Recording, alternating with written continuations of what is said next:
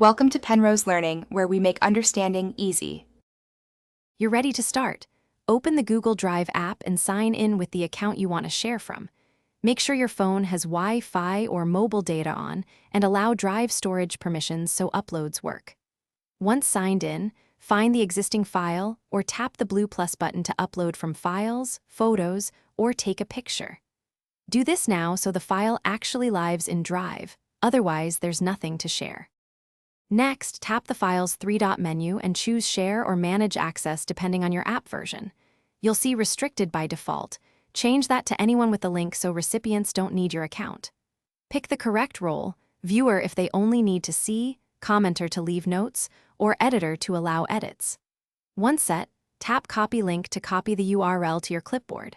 This step controls who can open or change the file, so make sure you choose intentionally. Finally, paste the copied link into your message, email, or chat and send. Always test the link on another device or ask a colleague to open it. Testing confirms access settings.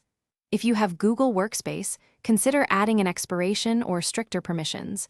Otherwise, use a shortener for long URLs. If the recipient can't open it, check the file finished uploading, confirm the link is set to anyone with the link, and recopy. Sometimes resending fixes permission sync issues.